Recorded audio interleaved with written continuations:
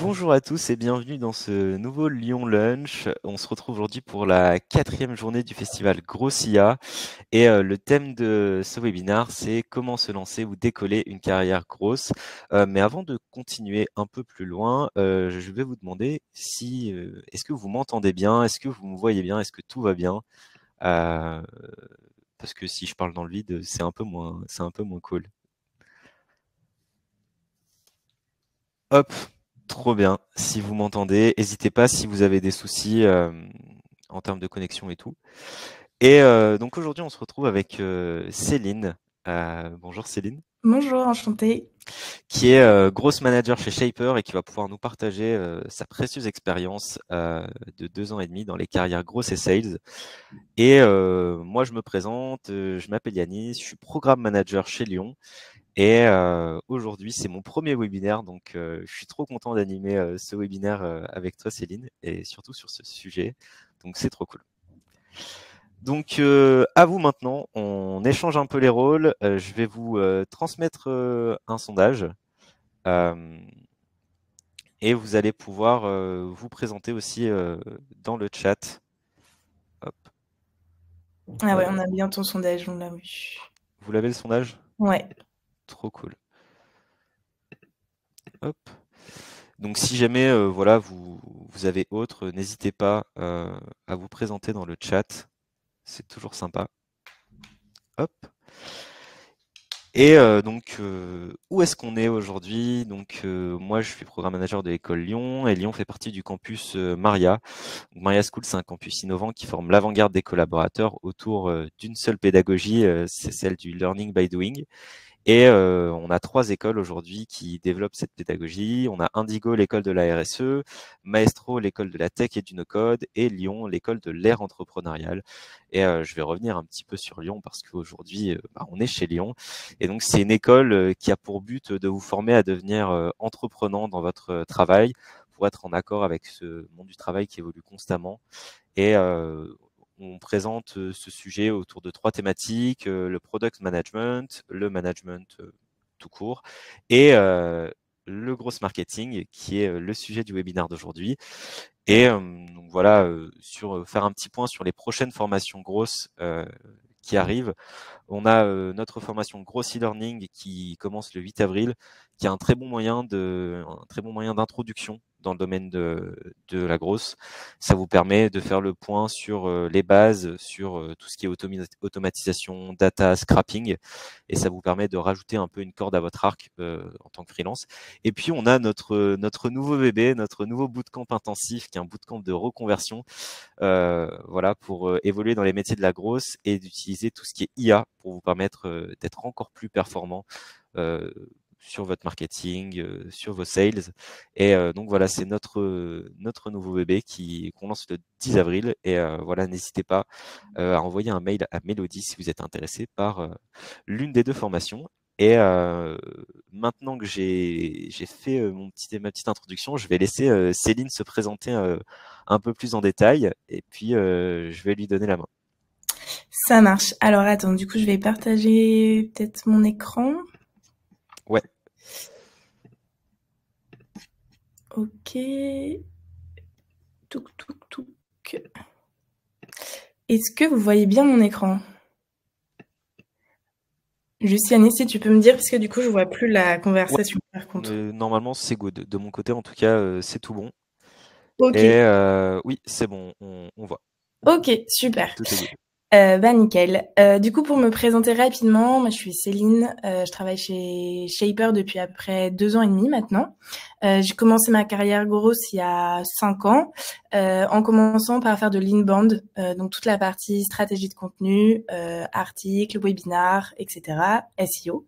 Et ensuite, j'ai rejoint Shaper pour mettre en place la stratégie de contenu, et maintenant je chapeaute un peu plus toute l'équipe grosse, donc à travers différents sujets, que ce soit l'outbound, l'inbound. On travaille aussi beaucoup sur la réactivation de clients, la rétention, etc., tout le funnel, tout le cycle de vente. Et on travaille aussi un petit peu sur tout ce qu'on appelle le gros product, donc tout ce qui va permettre aux clients de revenir sur notre plateforme et se reconnecter. Et donc pour vous expliquer rapidement ce qu'on fait chez Shaper Talent, Shaper Talent, c'est une plateforme de recrutement qui va accompagner tous les profils sales et grosses qui sont à la recherche d'un job à trouver du coup de nouvelles opportunités. Donc l'idée c'est que on fait passer un entretien avec un talent manager, on voit un petit peu les attentes et si ces attentes correspondent aux besoins de nos clients actuels. Et ensuite, on vous passe sur une plateforme où on présente vos profils. Il y a aussi une newsletter hebdo qui est envoyée à tous nos clients chaque semaine. Et ensuite, c'est les clients qui vont se connecter à la plateforme, qui vont du coup contacter les candidats et leur proposer des entretiens. Donc en fait, on inverse un peu les rôles entre recruteurs et candidats. Voilà. Et pour les candidats, c'est 100% gratuit d'accéder à la plateforme. Enfin, d'être sur la plateforme plutôt. Voilà un petit topo en tout cas de mon parcours. Et aujourd'hui, donc, on va parler. Je vais redonner un petit peu vite fait ce qu'on appelle le gros, même si je pense que tout le monde sait à peu près ce que c'est, mais juste voilà qu'on ait un peu une base commune. Vous dire un petit peu nous, en tout cas, ce qu'on voit côté de nos clients sur le profil qui est le plus recherché actuellement. Quelques conseils pour vous lancer, les évolutions possibles, et puis quelques conseils aussi sur la partie comment trouver un job et comment sortir du lot auprès des recruteurs. Donc le gros rapidement, je pense que on est tous d'accord pour dire que c'est toutes les actions qui vont permettre de générer de la croissance et ça via différents leviers. Du coup, Yanis, je sais pas s'il faut que je redise à peu près un peu pour chacun. Outbound, traffic, inbound. Écoute, je pense que tu peux revenir dessus un petit peu rapidement et dans le chat, n'hésitez pas si vous avez des différentes facettes de la grosse que vous connaissez un petit peu moins et que vous souhaitez qu'on revienne dessus un peu plus en détail, on peut le faire, c'est pas un souci, mais voilà, n'hésitez pas à nous dire si jamais il y a des points que vous souhaitez qu'on aborde un petit peu plus. Ok. D'accord. Du coup, je vais revenir un peu dessus. Déjà, le gros, je pense que ce qu'il faut qu'on se dise, c'est que c'est un mix entre plein de compétences différentes, du sales, du marketing, du produit et de la partie un peu plus tech. Ici, j'ai listé un peu 6 spécialisations. Donc, l'outbound, ça va être aller chercher des leads qualifiés pour les sales via des campagnes ciblées et personnalisées. Que ce soit via LinkedIn, par mail aussi. Donc, ça va être la capacité à créer des audiences qualifiées, à personnaliser les messages et à contacter la bonne personne au bon moment. L'inbound, ça va être plutôt tout ce qui est création de valeur à partir de contenu, donc que ce soit des webinars, des contenus, du SEO. C'est vraiment faire en sorte d'attirer les leads vers nous et ensuite de les nurturer via du contenu et en leur proposant aussi de leur montrer un peu les bénéfices de la plateforme, enfin de votre entreprise et son expertise. Donc c'est 2 manières différentes d'aller chercher des leads. Dans une partie outbound, on va aller les chasser. Dans l'autre partie inbound, on va les attirer. Et ce à travers différents leviers. Le trafic, ça va être tout ce qui concerne les leviers paid, que ce soit Google, donc le SEA, les Facebook, Instagram, LinkedIn, etc. L'Ops, ça va être tout ce qui est automatisation des process grosses et sales, beaucoup aussi toute la partie data CRM. Product, c'est tout ce qui tourne autour du produit, les nouvelles features à développer pour notamment si vous êtes sur des plateformes SaaS, quelles sont les nouvelles features à développer pour que le client utilise encore plus et davantage votre produit. Et ingénieur, c'est un peu tout ce qui concerne des outils. Il y aura un peu aussi du no-code et tout. C'est un peu plus côté partie, on va dire tech dev, où en fait ça va être des outils qui vont être créés pour aider du coup les équipes grosses et les équipes sales. Voilà, donc souvent dans un profil grosse, et nous en tout cas ce qu'on peut remarquer chez nos clients, c'est que les profils les plus recherchés en tout cas en tech en ce moment, c'est des profils qui ont entre 1 et 4 ans d'expérience. et surtout des profils qui sont 360, donc qui vont pouvoir à la fois travailler sur de l'outbound, du copywriting, du SEO, de l'ADS, pas forcément être expert dans tous les domaines, mais déjà avoir envie d'apprendre sur tous ces domaines-là, être aussi un peu ouvert à se former dessus.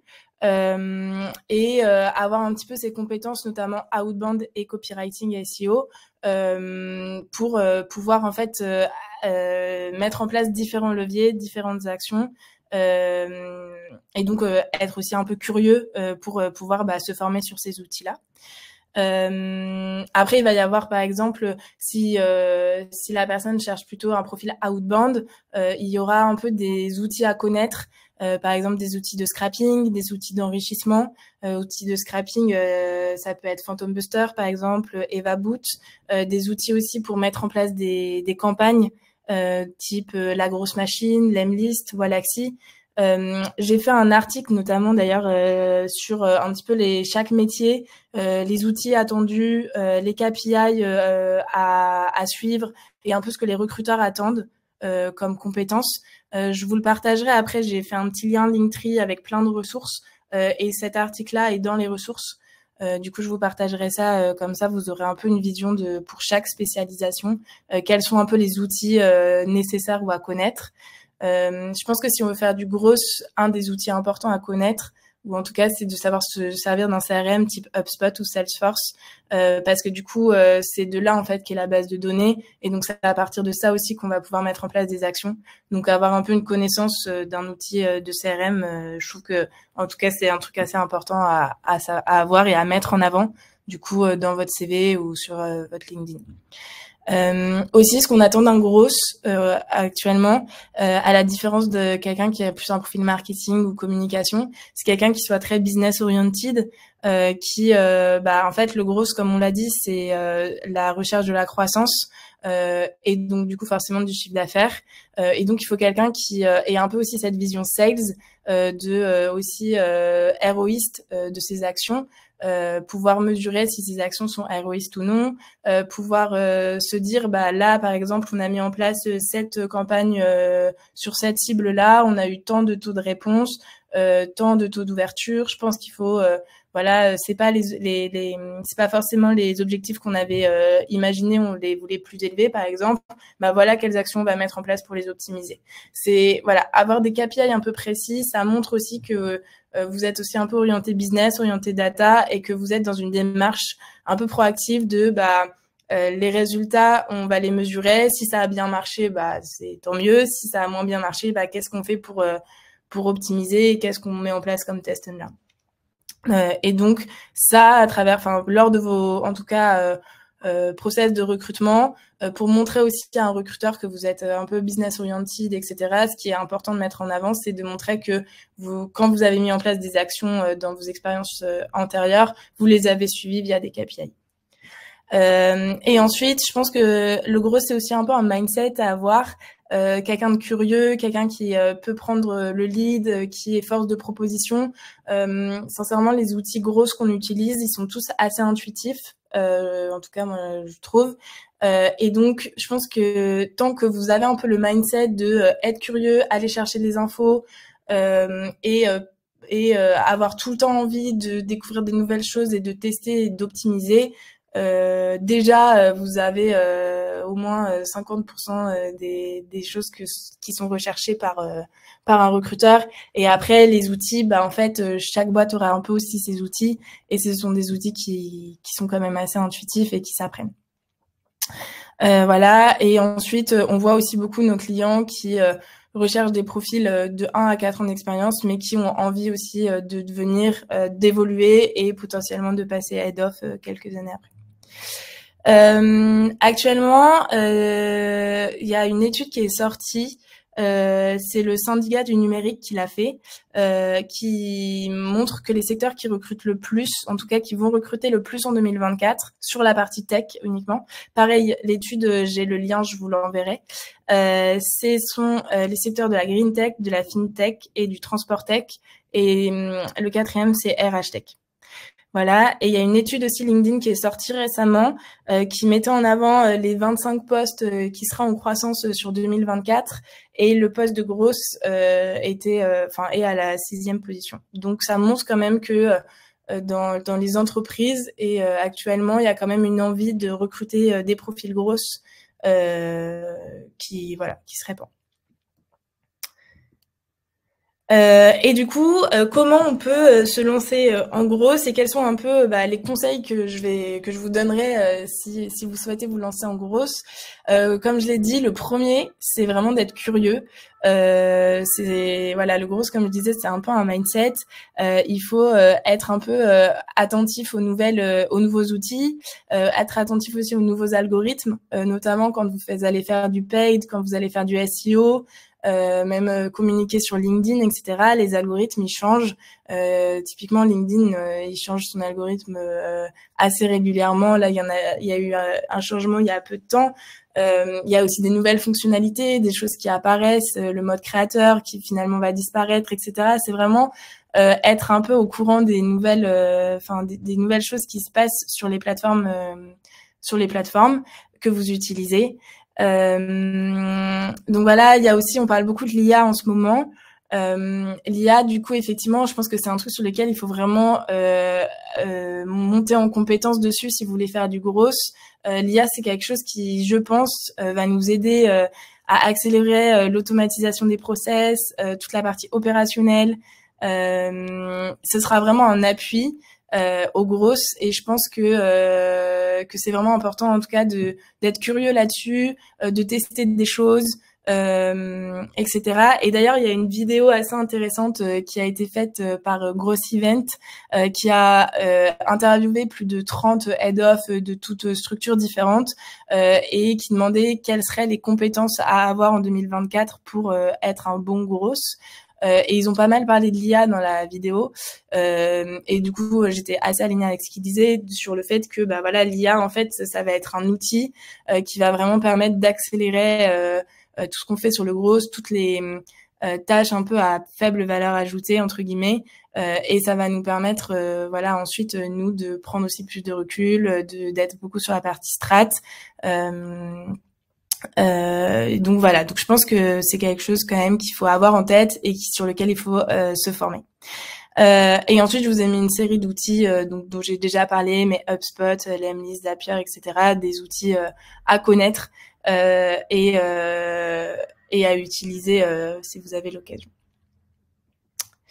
Mon deuxième conseil, si vous vous lancez en grosse, je pense que pour le moment, si c'est le début de votre carrière, essayez tous les domaines de compétences autant que vous pouvez.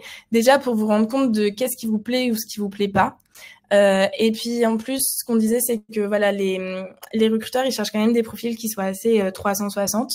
Et donc, même si vous maîtrisez pas forcément à 100%, je sais pas, par exemple les ads, juste avoir un peu touché à ça, voir comment ça fonctionne, etc. Même sur Facebook, par exemple, vous aurez un peu ce mindset-là, et ce sera plus facile pour vous ensuite de vous former sur les ads, sur les ads, sur d'autres choses, etc. Donc essayez, si vous le pouvez, de toucher un peu à tout, d'essayer, de voir ce qui vous plaît, ce qui vous plaît pas. Même si pour après vous voulez vous spécialiser dans un domaine, du coup c'est important de voir un peu toute la palette de ce qu'offre le gros. Mon troisième conseil, ça vient un peu avec les deux premiers, mais c'est de se former forcément sur les techniques. Il y a plein de manières de se former sur les techniques grosses. Il y a les formations comme Lyon qui sont proposées. Il y a aussi sur LinkedIn, il y a énormément de freelances qui lancent des formations, etc. et qui du coup communiquent beaucoup sur des bonnes pratiques. Typiquement, je pense à Amandine Barr, qui est du coup un peu la spécialiste SEO, qui a une formation là-dessus, qui fait une newsletter sur laquelle vous pouvez vous inscrire et qui donne un peu des conseils et des bonnes pratiques sur le sujet. Je pense aussi au Café du Market, c'est un podcast que moi je trouve assez intéressant, qui fait venir des head of marketing, head of growth, etc.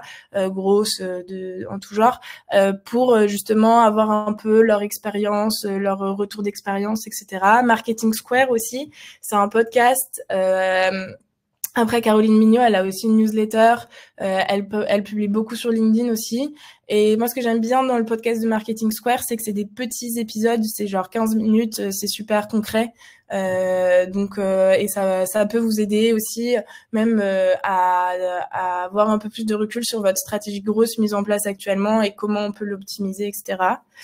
Nina Ramen aussi qui fait des formations sur le copywriting. Je trouve que ses conseils sont hyper intéressants. Pareil, elle a une newsletter. Et du coup, forcément, les formations aussi type Lyon qui sont proposées et qui vous permettent aussi, en plus d'avoir des conseils, de pratiquer. Et donc, hyper intéressant. Mon autre conseil du coup pour vous lancer, c'est qu'il faut bien se dire que le gros c'est pas seulement l'acquisition de clients ou de candidats, de clients pardon, c'est aussi avoir en fait une vision sur tout le funnel de vente, et ça revient un petit peu à ce que je disais avant sur la partie un peu être business oriented et avoir une vision sales. Le gros du coup c'est la croissance de l'entreprise, donc forcément le chiffre d'affaires, et donc en fait vous allez à la fois travailler sur des actions d'acquisition, mais aussi travailler sur des actions de activation, de réactivation, de comment on va aller fidéliser nos clients, comment on va faire en sorte que ce soit des ambassadeurs, travailler un peu main dans la main avec les sales, même carrément main dans la main avec les sales, pour justement faire en sorte que les clients que vous avez réussi à acquérir au début et toute votre stratégie d'acquisition, elles finissent par créer des clients qui soient fidèles, qui recommandent votre produit, etc. Du coup, vous allez aussi, en tant que grosse, agir sur l'ensemble du funnel et pas uniquement sur l'acquisition et on s'arrête là, après ça passe aux sales. Non, c'est vraiment tout le parcours. Et du coup, vraiment, faut avoir un peu ça en tête. Ce qui permet aussi d'avoir plus cette vision de sales et de KPI, etc.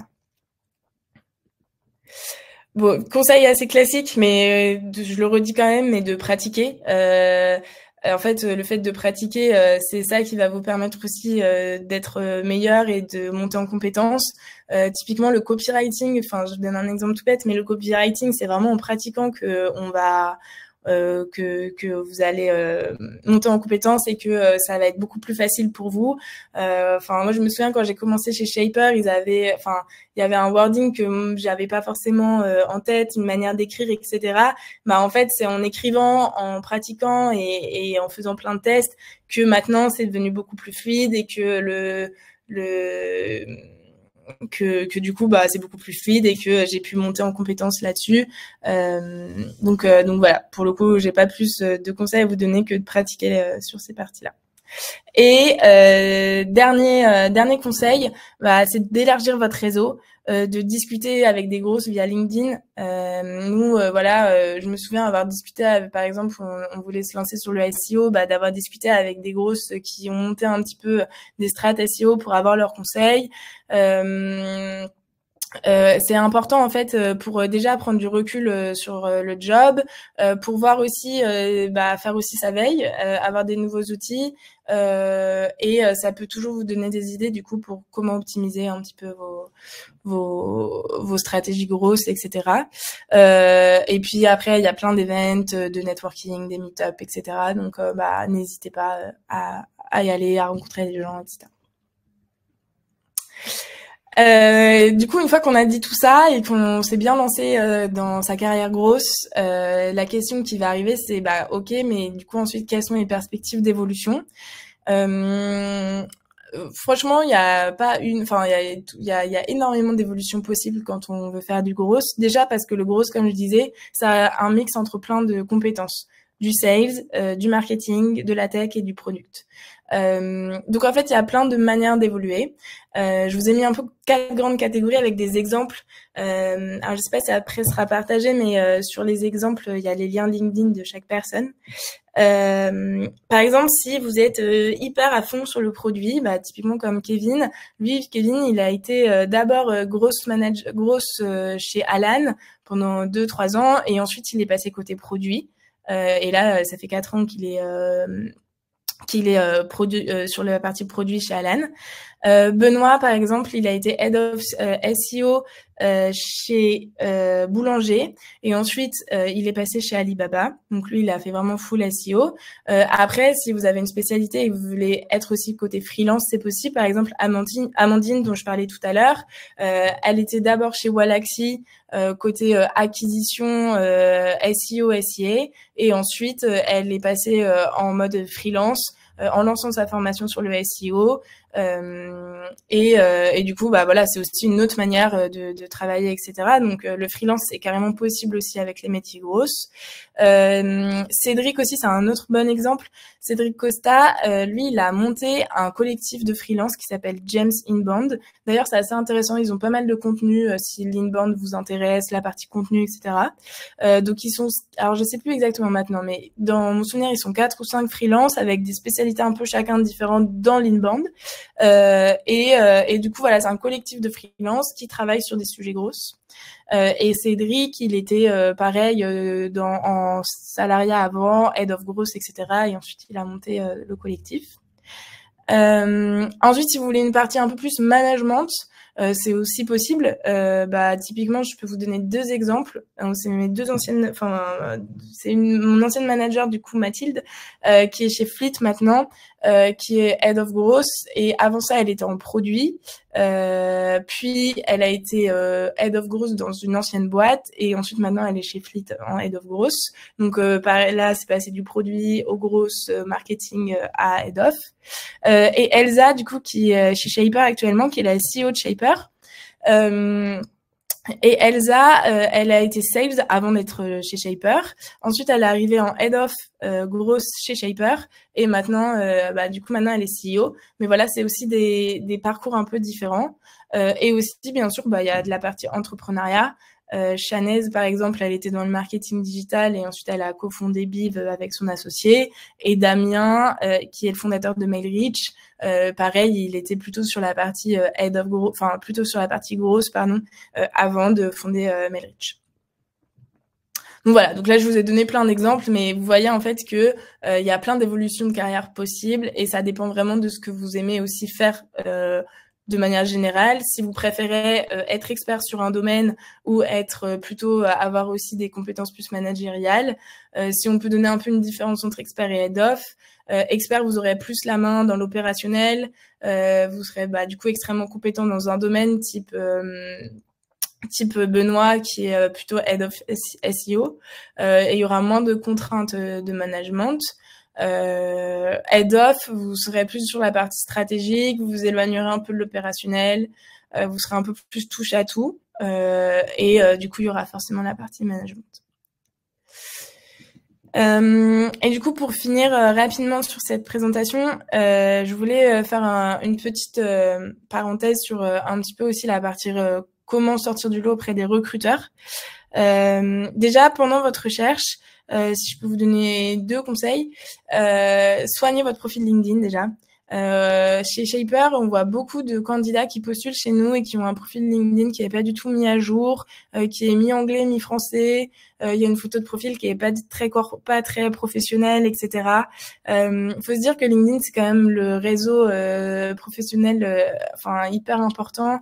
Il y a énormément d'utilisateurs, il y a énormément de recruteurs qui utilisent LinkedIn pour aller chasser des talents. Et donc c'est hyper important de prendre soin, de soigner votre profil. Si je peux vous donner quelques conseils comme ça. Après, pareil, on a un guide qu'on a fait sur plein de conseils pour optimiser votre profil sur LinkedIn. Donc pareil, je vais vous le partager. Je vous enverrai le lien avec toutes les ressources juste après. Mais si je peux vous donner 2-3 conseils comme ça, le plus important c'est là, vous soignez votre photo de profil.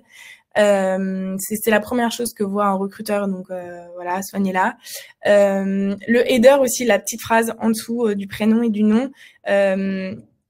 Mettez les compétences que vous connaissez, enfin les compétences que vous avez, votre job. Essayez de soigner un petit peu ce header. Si vous cherchez un job en grosse, allez voir du coup les offres de job grosses qui existent sur Welcome par exemple. Regardez les posts, regardez les mots clés qui sont utilisés et les mots clés qui sont utilisés dans les offres. Et par exemple, plutôt que de dire que vous faites du marketing digital, vous pouvez peut-être marketing digital et que vous utilisez tous les outils Ads, Facebook Ads, Google Ads, etc. Bah, peut-être mettre plutôt Traffic Manager. Enfin, essayez en fait les compétences en soi, vous en avez sûrement que vous avez déjà faites. L'idée c'est un peu de se vendre aussi et de utiliser les bons mots clés. Pour montrer aussi, pour déjà ressortir dans les recherches quand les recruteurs vont chercher des profils gros sur LinkedIn, et aussi du coup montrer que vous maîtrisez un peu ces compétences-là. Bon voilà, après faut que vous ayez fait les expériences, mais ça c'est un bon conseil je trouve d'aller voir un petit peu ce qui est recherché dans les offres de job et de s'en inspirer pour un peu écrire aussi vos missions d'une certaine manière. Vous pouvez aussi mettre quelques KPI pour illustrer un petit peu les actions que vous avez mises en place. Pareil, ça montrera un petit peu aux recruteurs que vous avez un peu un côté business et une vision business. Aussi, n'hésitez pas à passer par des plateformes. Je prêche un peu pour ma paroisse, mais n'hésitez pas un petit peu à passer par des plateformes de recrutement, typiquement comme Shaper. Alors chez Shaper, du coup, nous on demande à ce qu'il y ait au moins 1 an d'expérience en grosse. Mais si vous êtes à la recherche d'un nouveau job, n'hésitez pas à aller faire un tour sur notre site, à remplir. On a un petit formulaire d'inscription pour voir un petit peu ce que vous recherchez. Et ensuite, il y a un talent manager qui vous recontacte, etc. C'est c'est gratuit et c'est une bonne occasion aussi de diversifier vos canaux de recherche. Et enfin, lors de vos entretiens, si je peux vous donner 3 petits conseils. Le premier, c'est d'utiliser la méthode STAR pour présenter vos expériences, pour un peu organiser votre expérience. Donc partir de, par exemple, j'ai été grosse manager chez Shaper et je suis très fière d'avoir réalisé qu'est-ce que je pourrais dire comme exemple, je suis très fière d'avoir organisé un webinar pour organiser ce webinar, j'ai communiqué sur tel et tel canal, et ensuite j'ai fait une boucle de nurturing, et ça m'a permis d'avoir 20 inscrits, et alors qu'on en attendait 20 inscrits sur ma plateforme ou sur mon service ou sur mon produit, alors qu'on s'était mis un objectif de 15. Voilà, bon, c'est un exemple très rapide et trouvé très vite, mais dans l'idée, c'est un peu ça l'idée. C'est d'abord vous partez de votre situation, ensuite de la tâche que vous avez faite, des actions que vous avez mises en place et du résultat. Ça permet vraiment, voilà, d'organiser un peu votre structure votre pensée, d'organiser votre pensée et voilà. Aussi, ce que je vous conseille, c'est d'illustrer vos expériences par des KPI, donc des chiffres de progression, un pourcentage de l'atteinte de l'objectif, la périodicité aussi. Par exemple, si vous dites j'ai signé 20 clients, on peut pas savoir si c'est un bon KPI ou un mauvais KPI entre guillemets, parce que on connaît pas la complexité du produit, on connaît pas si c'est un marché avec beaucoup de leads ou pas beaucoup, etc.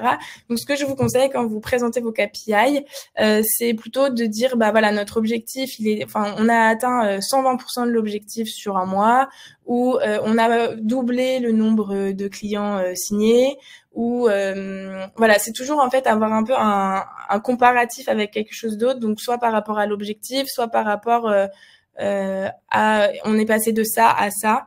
Parce que du coup, ça permet aux recruteurs de beaucoup plus se projeter.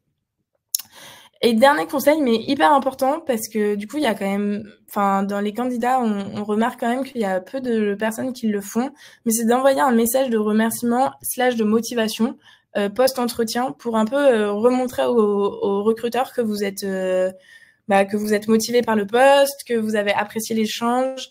C'est quelque chose qui paraît très facile à faire, mais qui est pas si, enfin, c'est facile à faire, mais qui est pas si automatique, j'ai l'impression. Et c'est quelque chose qui est quand même super apprécié de la part des recruteurs. Donc voilà, si je devais donner un dernier conseil, c'est de remercier et de remontrer sa motivation post-entretien. Voilà, j'ai à peu près fini ma petite présentation. Du coup, je vais arrêter le partage pour me remettre là. Du coup, si vous avez des questions, n'hésitez pas. Déjà une petite question d'Alice, en tout cas, merci beaucoup pour ta présentation, Céline, qui était super complète. Et maintenant, dans le chat, n'hésitez pas à poser vos petites questions parce que c'est une chance d'avoir une super experte comme ça, en plus sur le domaine de recrutement pour le gros. Donc, tu as une première question de Céline, de Alice, qui te demande si on a une super expérience passée dans une entreprise qui a fermé, est-ce que ça nous sert ou pas?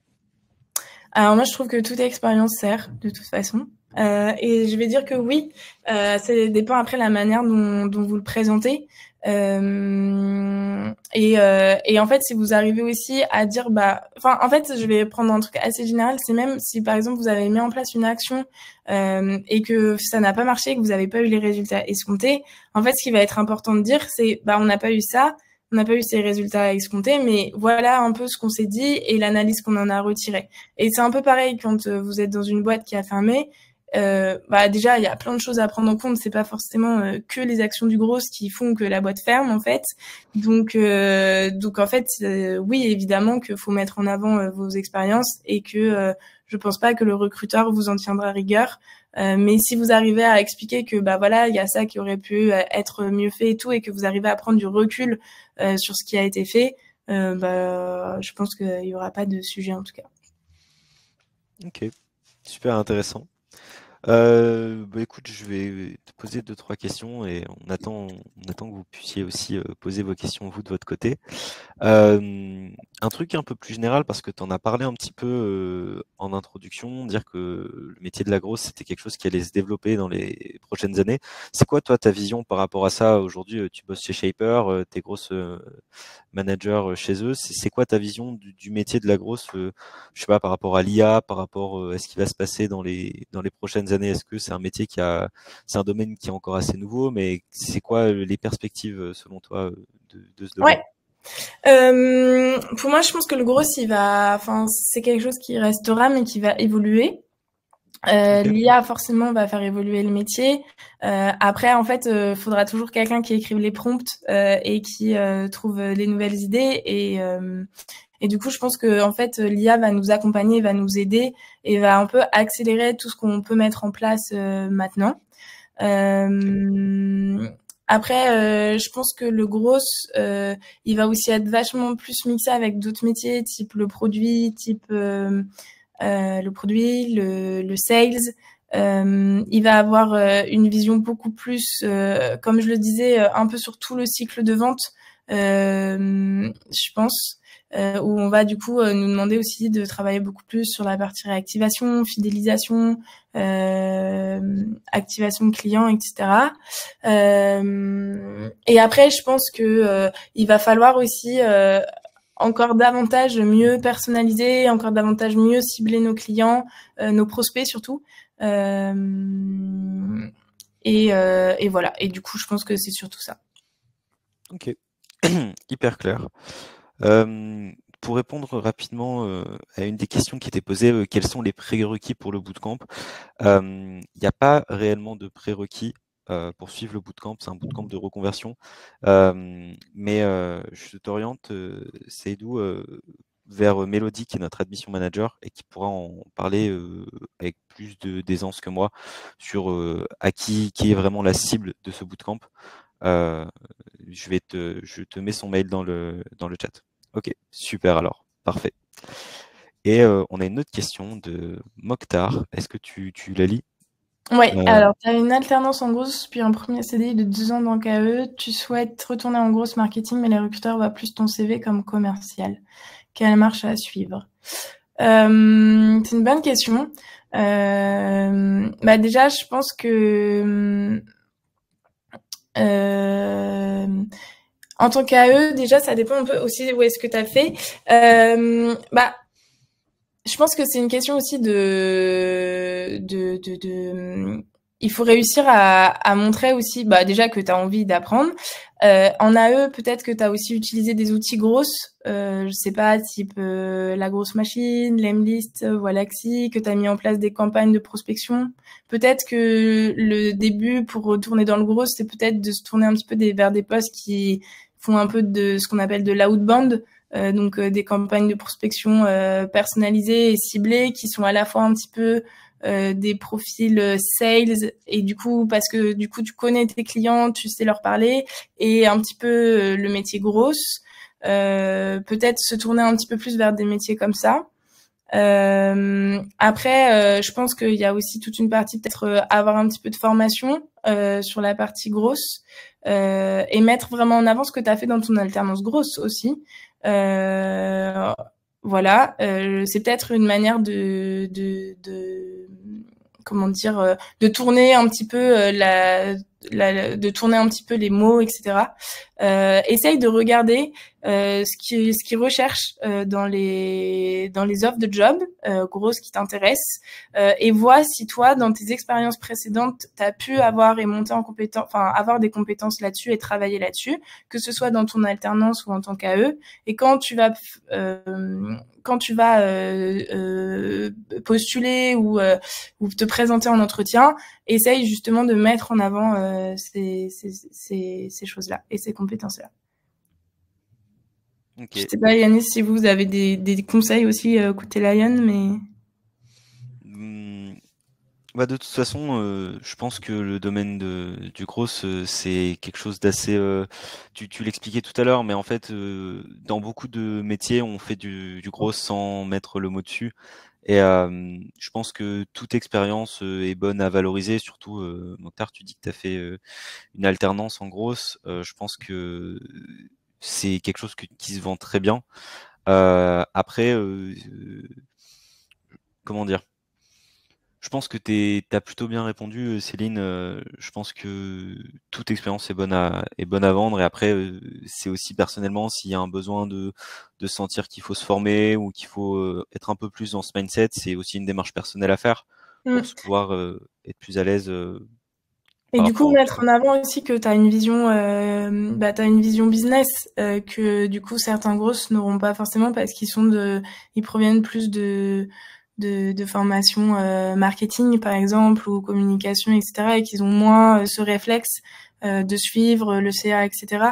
Je pense que c'est plus du coup s'ils voient ton profil comme commercial, il faut justement leur montrer quels sont les avantages justement à te recruter sur la partie grosse parce que toi, tu vas les accompagner sur ça et que tu as ces compétences-là et que tu as cette vision business que d'autres n'auraient pas forcément. Donc, je pense que c'est plus une manière de se présenter et une manière de présenter ton profil. Hyper clair. Une dernière question, moi, que j'avais notée, puis on verra après s'il y a une dernière question et on verra ce que ça donne. Toi, aujourd'hui, avec ton expérience et ce que tu sais, tu conseillerais plutôt pour vraiment prendre en expérience en grosse de se lancer en freelance ou plutôt de rejoindre une entreprise ce serait quoi ton conseil? Ouais, c'est une bonne question. Et en vrai, je pense qu'il n'y a pas de réponse l'un ou l'autre. Je pense que c'est une question déjà, c'est une question de tempérament. Ok. Je pense. Il y en a qui vont avoir envie d'y aller direct, de se lancer un peu tête bêche, etc. Et qui sont prêts, qui aiment bien aussi travailler, on va dire, en autonomie, indépendant, etc. Il y en a d'autres qui vont être plus, j'ai besoin d'abord d'avoir comment dire, de m'y connaître et de passer un peu ce syndrome de l'imposteur que tout le monde peut avoir et du coup j'ai besoin de me former auprès de gens qui connaissent déjà un peu le métier, etc. Donc en fait ça va déjà dépendre du caractère de chacun. Je pense que si vous êtes quelqu'un de super autonome qui a pas peur de rien qui a besoin d'y aller direct pour apprendre et qui est prêt aussi à gérer toute la partie admin un petit peu je conseillerais la partie freelance. Mais après, si vous êtes plutôt quelqu'un qui a envie de monter en compétence avec des gens plus seniors qui ont déjà de l'expertise, d'apprendre, etc., je conseillerais d'être plutôt dans la partie salariale. Et je pense que même en fait en parlant là maintenant, je conseillerais quand même de faire un petit peu de salariat dans une entreprise avant de se lancer en freelance. D'accord, ouais, histoire de prendre un petit peu plus de compétences, Ouais. d'avoir un peu plus. Ce sera déjà beaucoup plus facile de trouver des missions freelance parce qu'en fait, si vous vous lancez direct en freelance, enfin, il y a énormément de freelance sur le marché et vous aurez sûrement un peu de mal à vous faire un peu un trou. Alors que si vous commencez à travailler dans une entreprise, que vous faites un petit peu votre réseau, etc., et qu'ensuite vous voulez passer en freelance, déjà vous aurez des missions, vous aurez travaillé en grosse, vous aurez des missions à revendre et vous aurez un petit réseau qui est déjà monté. Est-ce que toi, tu fais un lien et tu dis que pour être en freelance, il faut peut-être plutôt être expert sur un domaine précis, ou est-ce que un freelance peut aussi être avoir un profil un peu plus 360 ou Après, c'est vrai que freelance, c'est pas à 100% mon expertise, mais comme ça, je dirais que on peut aussi être en 360. OK. Mais ce que je conseille, du coup, avant de se lancer en freelance, c'est de parler à des freelances et Ouais. de contacter des freelances sur LinkedIn, de voir aussi un peu comment eux, ils ont démarché leurs clients. Parce qu'en fait, il faut quand même garder en tête que quand vous vous lancez en freelance, vous allez aussi avoir cette partie démarchage, trouver des clients, vous vendre, etc. Et c'est pas forcément une compétence que tout le monde a envie enfin une compétence ou quelque chose que tout le monde a envie de faire. Donc faut quand même garder en tête ça quand vous vous lancez en freelance. Et je pense que du coup la meilleure manière de savoir si c'est fait pour vous ou pas, c'est de contacter d'autres freelances et de parler avec eux. OK. Bah écoute, c'est super clair pour moi. Est-ce que vous aviez d'autres questions dans le chat, peut-être à poser à Céline avant qu'on arrête ce webinaire? Sinon, moi, c'était super clair ton webinaire. Merci beaucoup pour ta présentation, Céline. Tu as abordé beaucoup de points et tu m'as bouffé pas mal de questions que je voulais te poser après avec ta présentation. Avec plaisir. Mais c'est super. Donc, tu as donné plein de contacts pour essayer d'élargir le mindset growth, etc. C'était super intéressant. Merci beaucoup à toi. J'attends de voir s'il y a une petite dernière question qui arrive, mais je crois qu'on va s'arrêter là. Merci d'avoir suivi ce webinaire. Merci beaucoup Céline d'être venue et merci beaucoup. Bah, pas de souci. Merci à toi d'avoir animé. Merci de m'avoir invité. Et j'espère en tout cas vous avoir donné quelques conseils pour la suite. Super, bah super Cédou. Si on a dissipé tes doutes concernant ta reconversion, je crois que ce webinaire est une réussite. Bel Bah, merci après-midi à vous beaucoup. et Bel à après-midi. bientôt pour un prochain Lyon Lunch. Merci. Bonne journée. Au revoir.